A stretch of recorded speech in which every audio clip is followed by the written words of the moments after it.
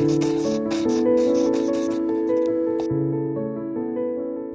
going to tell you a story now about art and the people who care for it, a story about war, and a story that I think above all is about transformation. The transformation of the art objects of China's imperial collections, and through them, the larger transformation of China in the 20th century. Let's begin right here.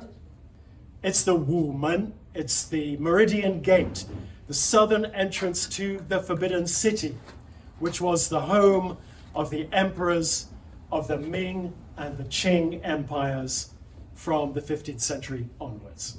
This photograph was taken in about 1900, and look at the state of the Forbidden City. Look at the tiles falling off the roofs, the chunks falling out of the balustrade, the walls. Look at the weeds growing up in the courtyard. The disrepair of the palaces, the imperial palaces of China, embodies the decline of empire. The days of wealth and power and conquest and expansion under the emperors Kangxi and Qianlong are long gone. But behind these walls, even now in 1900, in the opening years of the 20th century, behind these walls, inside the decaying palaces, the imperial art collections remain. Halls full of porcelain and landscape paintings, works of calligraphy and portraiture, tapestries, furniture, clocks, suits of armor, carvings in ivory and jade, thrones, encyclopedias, and great literary compendiums. The collections remain the property of the last emperor of China. They remain secret and hidden, deeply entwined with the mystique of monarchy and empire. Fast forward now to 1911, nationalist rebellion and the collapse of the ruling Qing dynasty. China's last emperor, Puyi, still a boy, abdicates, and 2,000 years of monarchy in China come to an end. China is now a fragile, sickly republic, dominated by regional military strongmen, the warlords, riven by civil conflict. But Puyi is allowed to remain in the Forbidden City with a shrunken retinue rattling around in the vast, silent palaces. Here he is with his British tutor, Reginald Johnston. Fast forward again to November 1924. The troops of a warlord named Feng Yuxiang march on Peking, and they take over the fragile government of the Republic of China. Feng Yuxiang is an ardent anti-monarchist. On his order, troops storm into the Forbidden City, confront Puyi, and order him to leave the Forbidden City forever. Puyi complies. The last emperor of China scuttles away, and the palaces and their astonishing contents are emptied of people and locked up. Rumors sweep Peking that Feng Yuxiang's troops will loot the palaces and sell the priceless treasures of the imperial collections to foreigners. In fact, he does nothing of the sort. He orders that a full inventory be taken of all the contents of the Forbidden City. And in December 1924, in the icy, dusty Peking winter, teams of specialists, scholars, curators, art historians from Peking University, from Beida, together with clerks, policemen, and laborers, all bundled up in padded robes and scarves and gloves, make their way into the dark, freezing, silent palaces, and they begin to make a precise catalogue of every single object within. A young archaeologist named Zhuang Yan is on one of those inventory teams. He writes in his memoir of the time, "It was so cold we couldn't move our hands. Our ears and noses and feet tingled, but all the inventory workers were so excited we barely noticed. We just ignored our hunger and the cold and took enormous joy in what we were doing. Everybody harbored the same desire to see and understand the way life had been lived in the court and in the palaces, how it really was. And this drove all of us on. Remember that Zhuang Yan and the other people on the inventory teams were the first outsiders ever to see inside the Forbidden City. They were the first outsiders ever to see the imperial art collections. So when they walked into those palaces, this was the first time that life in the Qing court had ever really been seen, had been visualized by outsiders. Over 8 months, the inventory teams working their way through the palaces will identify and label 1.17 million items. The catalogue of the imperial art collections will run to 28 volumes. This is one of the only images that exist of the process. Here are members of an inventory team working their way through rooms crammed with documents somewhere deep inside the Forbidden City. In October 1925, less than 1 year after the last emperor was evicted, parts of the Forbidden City are opened to the public, and the Palace Museum is born. The Palace Museum, the Gugong, in the minds of its founders, is to rival the Louvre or the British Museum as a place of scholarship, a place where citizens of a young, modern Republic of China, no longer imperial subjects, but citizens of a modern nation state, can come to memorialize and reckon with their past. Peking citizens descend on the new museum in their thousands and their tens of thousands. Now, the figure who is central to this story, who's on the inventory teams, and who plays a vital role in establishing the Palace Museum, is this man. He's a deeply unappreciated and under-recognized figure in Chinese art history and in the history particularly of archaeology in China in the 20th century. His name is Ma Heng. He was born, his birth name was Ma Shuping, but he went in adulthood by Ma Heng. He was born in 1881 near Shanghai. He was the son of a Qing magistrate, a government bureaucrat, in other words. He grew up a studious and dutiful child with an enthusiasm, unlike his brothers and sisters, for traditional learning. When he's 21, he marries into a very wealthy Shanghai family. His father-in-law held the business license for a while to distribute kerosene manufactured by Standard Oil through a chain of hardware stores all up the Yangtze Delta. Standard Oil kerosene was sold in 5-gallon tins, and Standard Oil distributed for free little oil lamps. And by the mid-1890s, homes of people in the late Qing, the closing years of the Qing, all over the Yangtze Delta and all up the Yangtze River were lit by these little oil lamps that burned oil manufactured by Standard Oil and distributed by this very wealthy Shanghai family, the Ye family. Ma Heng married one of the daughters of the Ye family, and he takes a position in the Ye family businesses, and he becomes a wealthy businessman. But he always longs for a life of scholarship. He longs to be a traditional Jinshu-style antiquarian scholar of China, with a particular focus on artifacts and on inscriptions that are the great sources of Chinese tradition, or were in the antiquarian tradition of China. In 1917, Ma Heng, now a wealthy Shanghai businessman with a personal fortune, decides to change his life. And he leaves his job in the Ye family business empire and he moves to Peking. And he takes up a position at Peking University, where initially he starts working on archival material, but quite soon his knowledge of epigraphy and ancient inscriptions becomes known around the Beida campus, and he begins teaching in classical Chinese and epigraphy and philology, the study of ancient inscriptions. He is a fastidious, quiet, withdrawn, reticent, thoughtful man who dives into the intellectual crucible that is Beida in the late 19-teens. As a generation of scholars and thinkers tries to throw off the the strictures of classical Chinese tradition and searches for modernity, new ways of speaking and writing and thinking in what becomes known as the New Culture movement. Scholars like Hu Shi, like Liang Qichao, like all these extraordinary men who were working in Beida at the time. And of course, working there in the periodicals room, signing people in and out, was a young man from Hunan, Mao Zedong.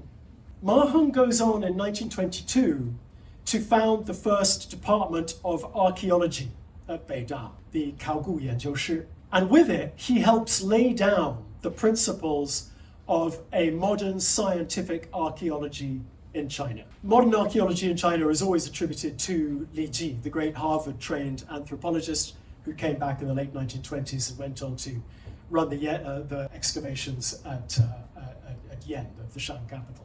But Ma Heng was a key figure in establishing archaeological standards in the 1920s. Through the 1920s, Ma Heng holds his position at Peking University, and he also holds a position in the Palace Museum as director of the Department of Antiquities. Here is a beautiful portrait of him, drawn in pencil and charcoal by his great friend, the artist Xu Beihong. Wonderful, wonderful picture, which I think captures some of his stillness, his attentiveness, his curiosity. See that his haircut is a very modern brush cut. He wears a rather well-cut but loose suit. He wears a vest, a tie, a stiff collar, and he smokes a cigar.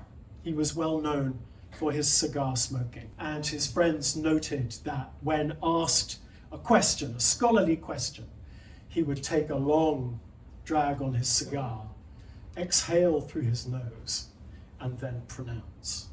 By the late 1920s, Ma Heng is spending much of his time in the Forbidden City in his position as director of the Antiquities Department.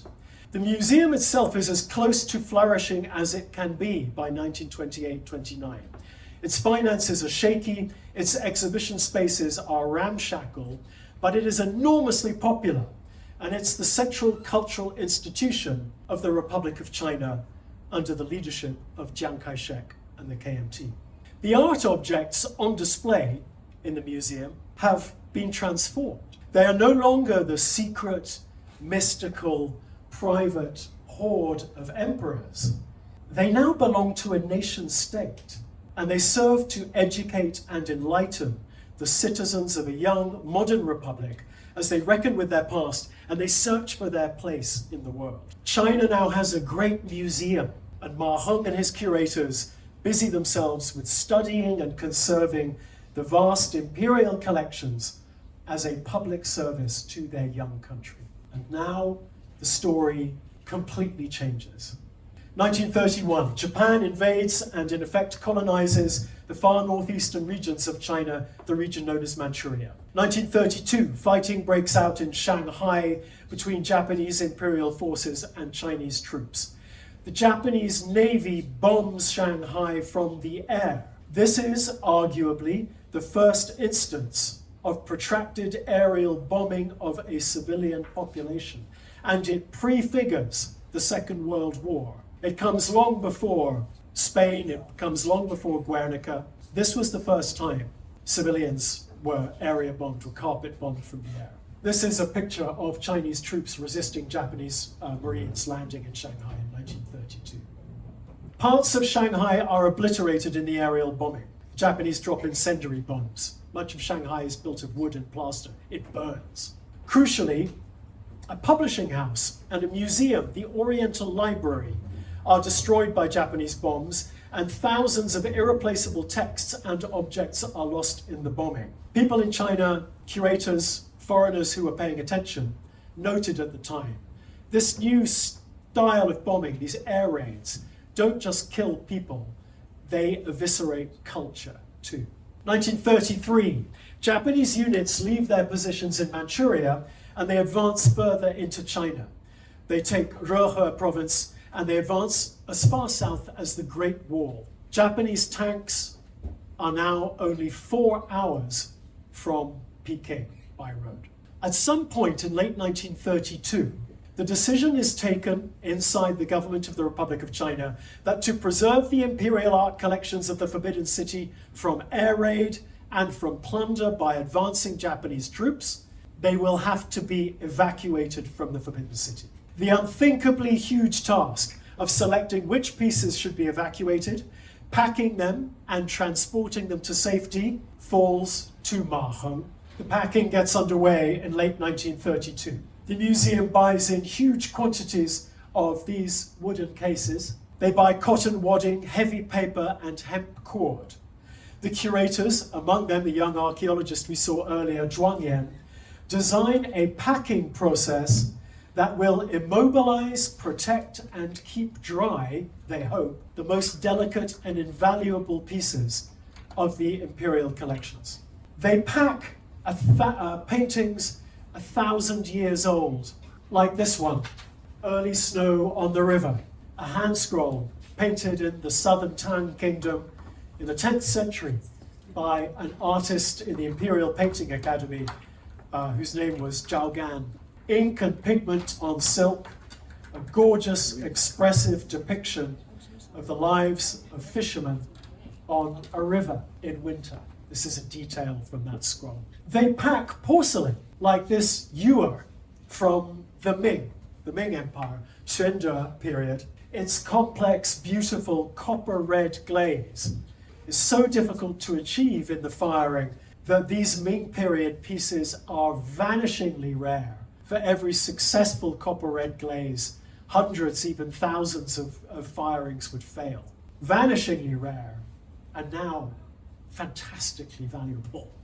The curators even packed these, the stone drums of Qin, 10 chunks of granite weighing half a ton each, their surface inscribed with ancient poetry carved sometime around 500 BC in a vitally important transitional script. Ironically, these were some of the most fragile pieces transported in the entire story, because as you can see, the surface of each stone is flaking away. So the inscriptions on the stone risk being lost altogether. So the curators have to come up with a way of packing these half-ton rocks without disturbing or pressuring the surface of each rock, which they do. And I describe how in probably too much detail in the book.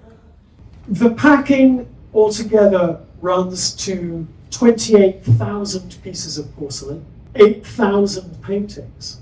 Ma Hong, in his antiquities department alone, one of 4 departments in the Forbidden City, Ma Hong oversees the packing of 63,000 items. I think, as a sort of shorthand, it's very difficult to compute the number of pieces and texts that were packed overall, because it depends how you count them.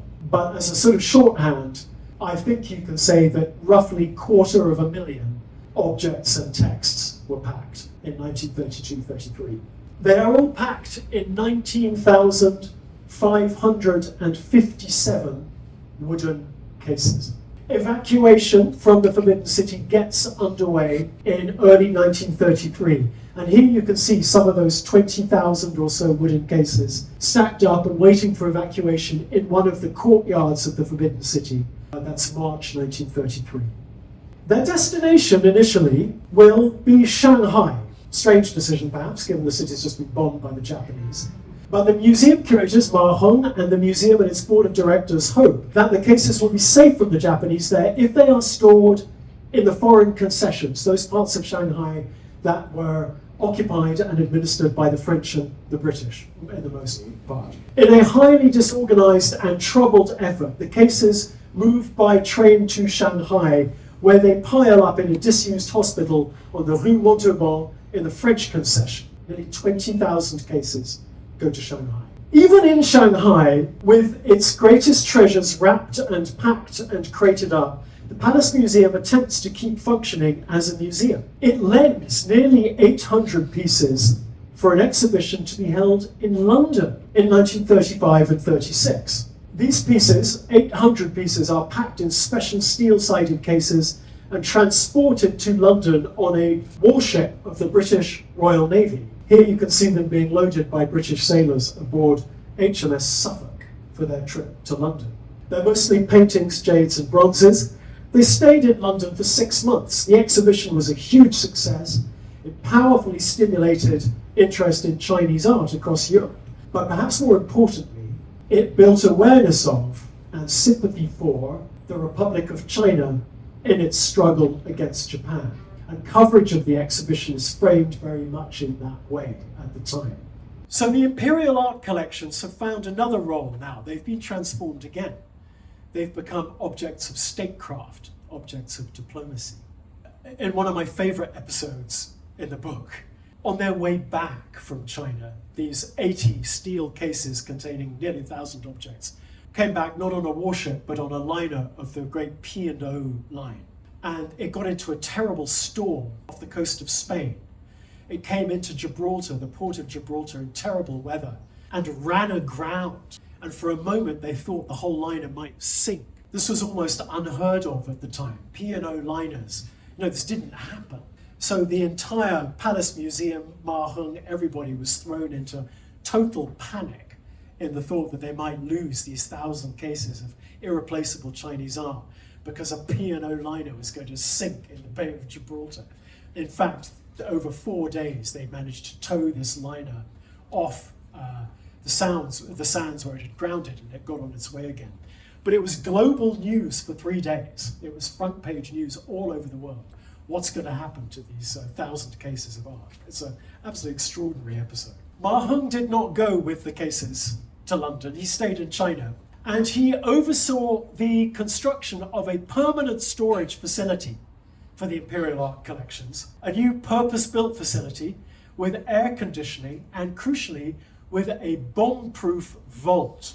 This was built in Nanjing at the Chaotian Palace complex, which today is the Nanjing City Museum and looks like this. Here, the 20,000 cases are stored by the end of 1936, where everybody hopes they will be safe. But in the summer of 1937, Japan launches its all-out invasion of China. Japanese armies drive down from the north and take Peking. They also drive into China from the east, from Shanghai, up the Yangtze River towards Nanjing. This is an extraordinary image of KMT troops in action in the rubble of an unidentified eastern Chinese city. As the Japanese move up the Yangtze River Delta, they leave carnage in their wake. Nanjing is bombed. By November 1937, Japanese tanks and infantry are only miles from the walls of Nanjing. That's Japanese infantry looking down over Nanjing in October 1937. The 20,000 cases of art are still in Nanjing. Ma Hung and the Palace Museum scramble to get them out. They commandeer trucks, they hire hundreds of porters, they take over locomotives and rolling stock, they hire steamships on the Yangtze River.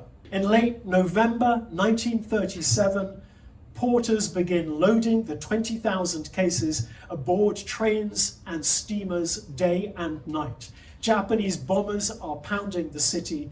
The docks are overwhelmed with refugees. It's an appalling moment. But the curators manage somehow to get 17,000 cases out of Nanjing. The last cases leave Nanjing just 10 days before the Japanese take the city, with all that was to follow. And now this huge journey really begins. The cases travel to the far west of China. They go with this colossal migration from Eastern China to Western China, fleeing the Japanese advance. Some estimates say nearly 100 million people made that journey. Universities fled from Eastern China to Western China. The government relocated from Nanjing to Chongqing, where it would become the wartime government of the Republic of China. Factories moved, schools, universities, millions upon millions of people. It's one of the largest migrations in modern human history, was that which fled the Japanese advance in 1937, 38, 39. 20,000 cases of art, and the Palace Museum curators went with it. They went by 3 routes. The first 80 cases, went on what's called the southern route. It went up the Yangtze River, it came up here, they went by train to Changsha. They were stored in Changsha for a while. Then they went by truck all the way down into Guangxi province, up into Guizhou province, and they ended up in a little tiny place called Anshun, outside Guiyang, where Ma Hung had found a cave that he thought was dry enough and deep enough that he could store at least some of the cases there, and they would be safe. And the first 80 cases ended up there, with the young archaeologist Zhuang Yan and his wife, whose name was Shen Ruoxia, and their children went with them, and they stayed and looked after the cases there for the entirety of World War II. The second route was the central route. 9,000 cases of art went by steamship in 19 shipments all the way up the Yangtze River, past Wuhan and Yichang. They go through the Three Gorges, they get to Chongqing, they get to Yibin, and here they must wait for months and months and months for the rivers to rise high enough for them to continue their route by river. They wait in temporary storage. The curators are always worried about fire, about air raid, about damp, about insects. Finally, in late summer 1939, more than a year and a half after leaving Nanjing, these 9,000 cases are hauled on bamboo rafts up the Dadu River through Leshan to a tiny village just outside Leshan called Angu. And here they are stored in disused temples and ancestral halls in a little village, and there they will stay for 7 years. The last group of cases, 7,000 of them, leave Nanjing in late 1937 by rail, and they go north, back the way they came, back to Suzhou, and then they turn west out into Shanxi province, out to the town of Baoji, where they quite literally run out of railway line. The railway line stops there. The Japanese are right behind them in the winter of 1938. So the cases are put on trucks, and they go by truck over the Qinling mountain range here in the winter of 1938-39. The Qinling is the highest mountain range in China outside Xinjiang and Tibet. It goes up to 12,000 feet, and the trucks travel on icy switchback roads over precipitous drops. It's a horrendous journey.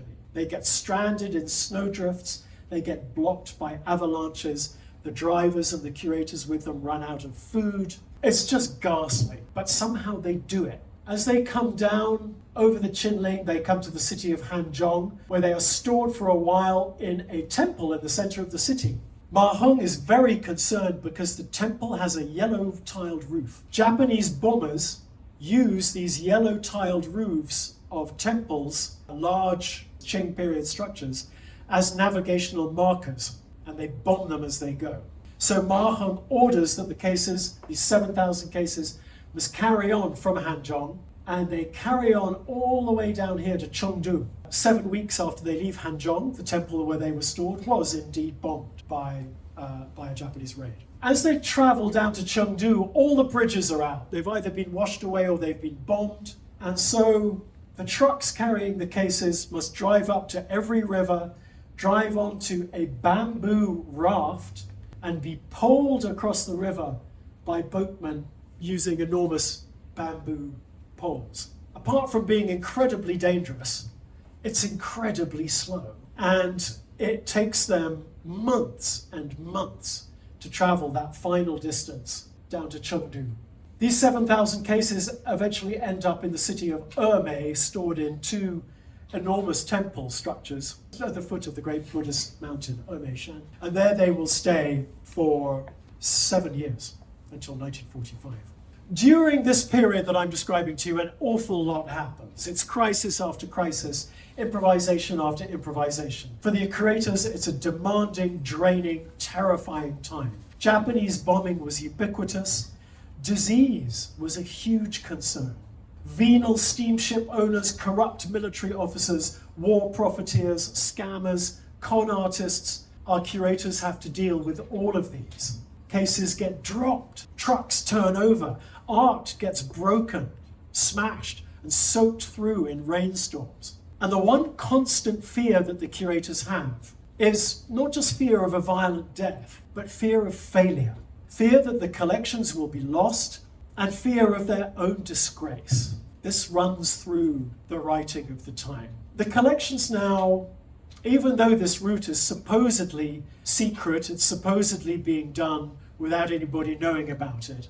In fact, everybody knows about it. It's regularly reported in the press, and there's way too much information out there about the location of the cases all the time. And as a result of that, the collections have taken on a sense of China's struggle in the popular imagination of the time.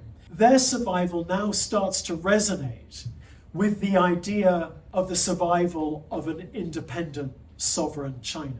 And the curators know this.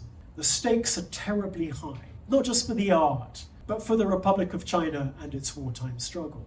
By the end of 1939, these 17,000 cases are as safe as Ma Hong thinks they can be, out here in Sichuan province and in Guizhou province. Here they will remain for the rest of the war. Ma Hong runs the Palace Museum from the wartime capital Chongqing, where he endures the terrible bombing. His wife has stayed in Shanghai. He never sees her again. She dies in 1940. Out in the storage sites, the curators busy themselves with surviving and conserving. Paintings and books must be taken out of the cases to be aired and dried. The storehouses must be inspected endlessly for termites and moths. The curators crawl around on their hands and knees for hours every day with torches searching for termites. The precautions against fire are endless, tedious, and expensive. The years go by. Perhaps 20 million people died in China's Second World War. The Japanese military did colossal damage to China, to its people, to its economy, to its cities, its institutions, its libraries, and its material culture. The United Nations, after the war, as one example, found that before the war, there were 4,000 public libraries in the Republic of China. After the war, only 800 remained. Throughout all this destruction, all this human misery, this carnage, the Republic of China was the only nation state in the Second World War that did not capitulate to the Japanese. British Empire crumbled, French Empire crumbled, the Dutch Empire crumbled, the Americans were beaten in the Philippines. Only the Republic of China held out against Japanese imperialism. It's an extraordinary fact to me, that, and it's one that somehow I don't think figures in our European and American understanding of the Second World War, is the degree to which the Republic of China succeeded in its way of resisting Japanese imperialism, supplied by the Americans from Burma, as it did. In August 1945, Japan surrenders and the last chapter of this story begins. The more than 17,000 cases of the imperial art collections stored in the far west of China now has to get the whole way back to East China, back to the purpose-built Chaotian Palace warehouse in Nanjing. This they do, the 17,000 cases make their way in enormous naval landing craft the whole way up the Yangtze River back to Nanjing. And they're back by 1947. But as they make that journey, China is, of course, slipping back into civil war. Chairman Mao's Communist Party and its formidable army is on the move, in the north particularly. Chiang Kai-shek's Republic of China begins to collapse. In 1948, the government of the Republic decides to retreat. Chiang Kai-shek orders his government and his military to retreat with him. He takes with him most of China's gold bullion reserves, and he orders that the very finest pieces of the imperial art collections shall go with him to Taiwan as well. Chiang Kai-shek seems to see the art working in a way that's a weird echo of imperial times, where the art is in some way evidence of his right to rule, evidence that he is the true steward of China, of its tradition and its culture. The Palace Museum curators, Ma Hong, Zhuang Yan, and the others, are ordered to begin selecting the very finest pieces from the collections to be taken to Taiwan. Ma Hong, director of the Palace Museum, stays in Peking, refusing to leave. His reasons are not entirely clear. Probably they center on his age, he's already well into his 60s, his sense of duty to the Forbidden City and the Palace Museum. Other curators consent to accompany the art objects to Taiwan. The evacuation of what the curators deem to be the absolutely finest pieces of imperial art to Taiwan gets underway at the end of 1948 in a ship that looked very much like this one. It's called a landing ship tank. It's a military ship. These were given to the Republic of China Navy by the Americans at the end of the war. 3,000 cases of irreplaceable art, central to the imperial collections, are loaded on a ship like this one at the docks in Nanjing, at the end of 1948, and in 3 shipments, they make their way across the Taiwan Strait to Taiwan. 20,000 pieces of porcelain, hundreds of the most important paintings in the collections, including all the great Song period landscapes, 150,000 volumes of rare books, thousands of works in jade, all make this journey to Taiwan. The imperial collections are now split between Taiwan and the new People's Republic of China. And so are the curators. The curators who saw these cases all the way through the Second World War are now split too, and they will never be reunited. They'll never see each other again. This is an image of the cases just after their arrival in Taipei, stacked in a warehouse in central Taiwan. And you can see the complex labeling system on the outside of every case has allowed the curators to keep track of every single piece in every single case. Over 16 years of being moved all through war-torn China. These characters denote which part of the museum they came from originally. The numbers are references to 2 separate cataloguing systems that allowed the curators to identify exactly what case contained exactly what piece. And for 16 years, they were able to know precisely where every piece was at any given time. It was an extraordinary feat of record keeping, and it remained intact for the entire 16 years and was still in use when they got to Taiwan. The art that went to Taiwan, the art that's in these cases, of course, today forms the heart of the collection at the Palace Museum in Taipei, up there in Shilin, in the northern Taipei suburbs. The curators who went to Taiwan, Zhuang Yan was the young archaeologist we saw earlier, was among them, lived long and prosperous lives for the most part. They found some stability there. They helped establish the Taipei Gugong, the Palace Museum Taipei, and they became well-known art curators and art historians in their own right. Ma Heng's story is somewhat different. He did not go to Taiwan. He decided to stay in mainland China and wait for the communist takeover. The final chapter of my book deals with the fate of Ma Heng under the new communist regime. I'm sure plenty of people here are familiar with what took place in Beijing among the intellectual classes, the way that they were treated in the early 1950s. It's a story that has been told. It's not one that's terribly well understood. I think much of our attention during this period focuses on the countryside and the land reform movement. But the treatment of the Peking intellectuals is a story all its own. In short, Ma Heng and many like him fell victim to the political campaigns of the early 1950s, particularly a campaign known as the Sanfan campaign, the campaign of the 3 antis, it's normally translated as in English, where Communist Party work teams went into public institutions and businesses essentially to rout out the bourgeoisie. Ma Heng was taken away for interrogation. He spent months and months under interrogation in a cadre school on the outskirts of Beijing. He was not physically abused, perhaps in deference to his age and position, but he was broken psychologically by the experience. He spent his last years in relative poverty in Beijing, withdrawn and depressed, and he died of lung cancer in 1955 at the age of 74. And his story lends a very bitter and, I find, a deeply ironic end to this story, this chapter in the story of the imperial collections. So in its larger context, this is a story, as I say, about art and about the people who saw the collections on their journey. It's a story about curators and conservators and how the acts of conservation and curation become sort of entangled with higher registers of identity and memory.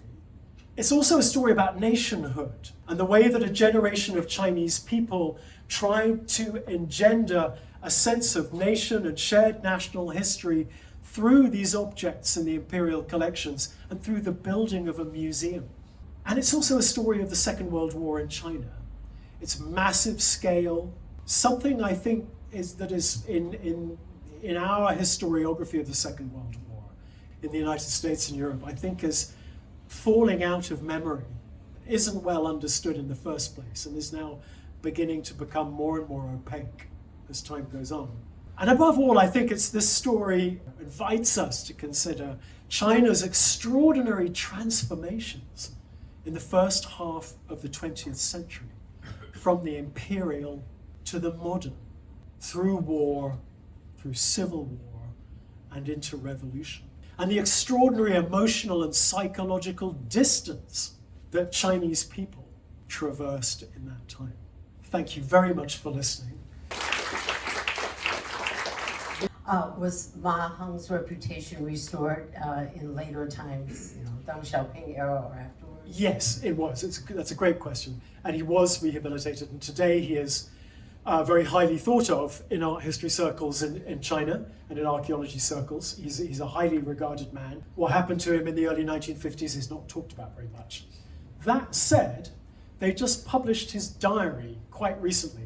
He kept a diary only between 1949 and 1955. His diary does deal with what happened to him to some extent, a little bit, under the Sanfan campaign. And it has been published quite recently in Beijing. So that was a surprise to me.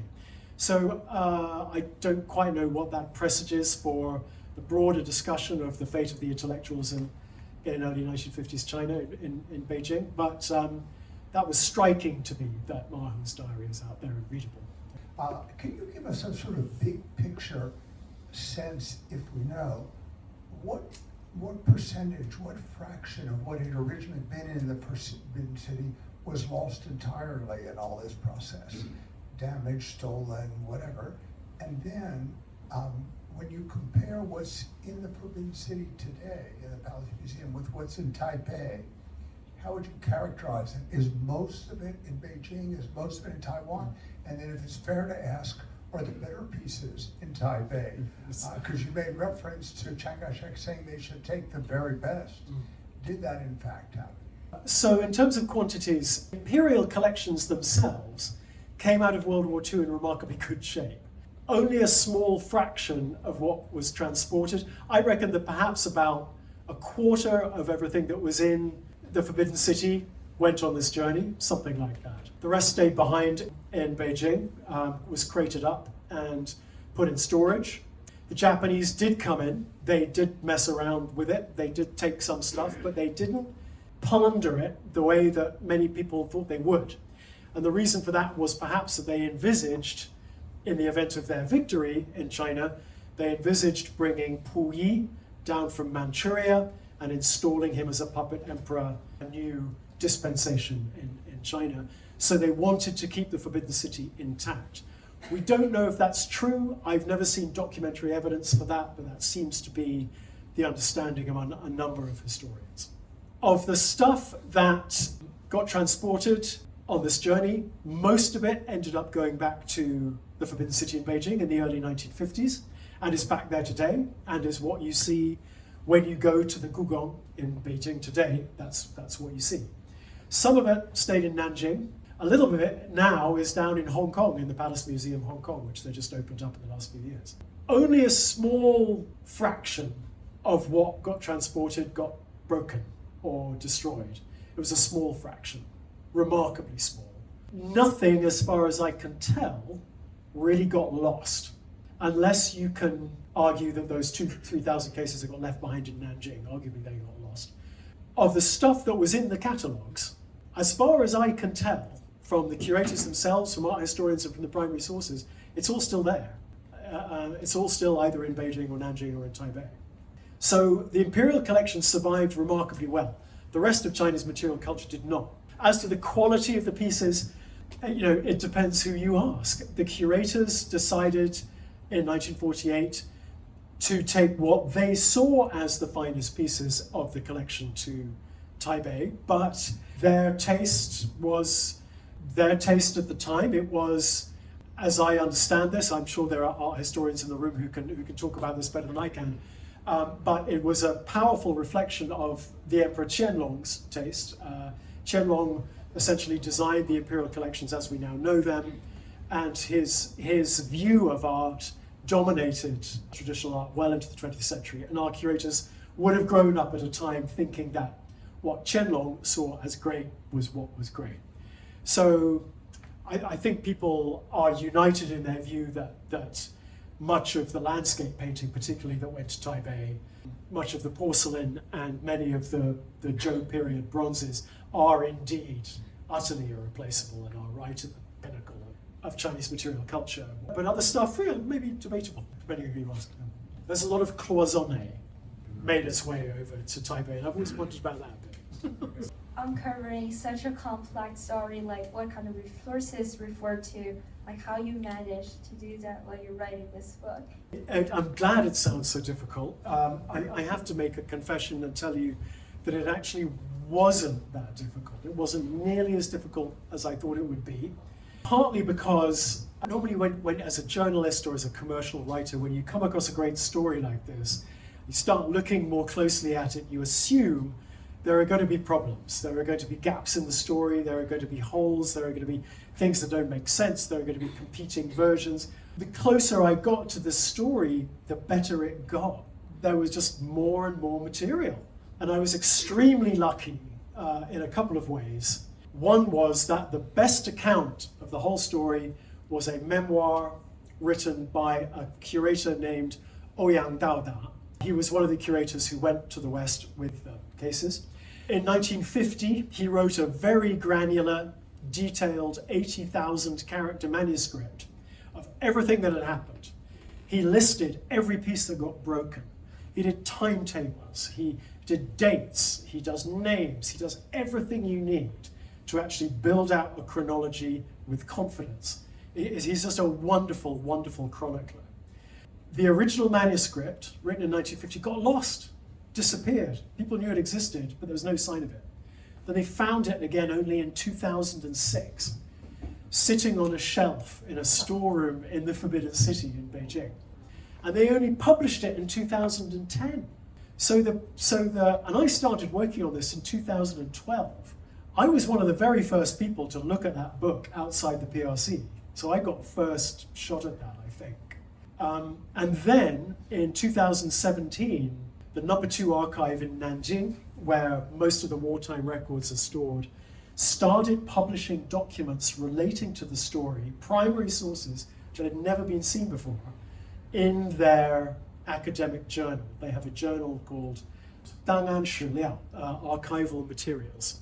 And they just, if they find an interesting document, they just publish it in this journal. It's fantastic. And they published a load of reports written by Ma Heng that went from 1938 to 1945, about 50 pages of very, very dense stuff, which dealt with financing, it dealt with problems, it dealt with everything. It told you where everything was at any one time. It confirmed the entire story. So I had these two things. I didn't find this, actually my wife found that, credit where credit's due. And these two pieces of materials had never really been read outside China, I don't think. I was the first person to look at them, let alone attempt to translate it. And then they published Ma Heng's diary as well. Just as I had sent the manuscript in for publication, it was all in its final version, they came out with a 3-volume version of Ma Heng's life. So I had to put the brakes on publication and leap into this huge 3-volume Nianpu of Ma Heng's life. I only had about a fortnight to do it, but I was able to get 1 or 2 bits and pieces out of that. So all this stuff kept falling in my lap. And then you had beautiful memoir written in beautiful vernacular, easy to read Chinese by Zhuang Yan and by other curators, particularly by a guy called Na Zhiliang, who is just a gorgeous writer, very, very funny, very engaging, very warm writer. And they do give you all the wonderful detail, what we ate, where we slept, what we did that day, all the lovely stuff that you want, the texture that you really want, wartime life. And I was able to interview 2 eyewitnesses. One very elderly gentleman who was 100 years old when I interviewed him, who was one of the curators who took the materials to Taiwan, and his story is in the book. And the second one was the son of the archaeologist Zhuang Yan, whose name is Zhuang Ling, and he lives in Taipei. He's a photographer. He was 87 years old when I interviewed him, so he's now over 90. Wonderful man, very lively, great memory, very articulate, and he gave me a fabulous account of his childhood out in the far west of China, and describing his father taking him to the airings of the paintings when they opened up the cases to air out the paintings and the books. He remembered all that, and he remembered his life as a child, and again, what they ate, where they slept, what his father was like. He described life out there for me. I was absurdly lucky and fortunate in how the material came to me. The structure of the story was all there. I didn't have to construct a narrative, it was all in place. You just had to tell it chronologically and it really just told itself. So I can't claim that it was that difficult because it really wasn't. Did the communists know he was putting all this stuff on boats and taking it over to Taiwan? They would have known. They had spies everywhere. Ma Hong's son was actually deeply involved with the communist underground. It's possible that he decided to stay in Peking, actually in Beijing, because he had assurances via his son from Ye Jianying, the Chinese general who took Peking. I don't know that that's true, but some historians suggest that that's the case. They couldn't stop it, but they would have known. And how does it all play today? There's a reason I stopped the book in 1955, which was that I did not want to get into the contemporary cross-strait story. I wanted to finish the book with Ma Hong's story. The story since then has been a story of two museums and a very, very fraught and difficult and variable cross-strait relationship. In recent years, as I understand it, and I don't understand it very well, for a while the relationship between the museums was pretty good, and they were doing joint scholarship, there were exchanges, and it was all going fine. And then about 10 years ago, things started going into the deep freeze and have not improved since then. The position of the museum in Taipei is tricky because it plays a strange role in Taiwan's political culture. It serves as a kind of cultural anchor. You know, it kind of anchors Taiwan to Chinese civilization in some way, whereas plenty of people on the green end of the spectrum in Taiwan would be quite happy to see the whole museum shipped back to mainland China. So it's always in a politically fraught position. Its funding is always very tricky, and if you talk to some of the curators at the Taipei Gugong, they will, after a glass of wine, they'll tell you how difficult their lives are. So yeah, it could, you know, Rana Mitter, the Oxford historian, said to me actually, you know, you write your book as if the journey ended, but have you thought about the fact that this might just be Taipei might just be one more stop on the art's journey? And I hadn't thought of that at all, but he's quite right, of course. The situation could be temporary. Well, thank you again for Adam. Thank you so much, Wanya. Thank you, everybody.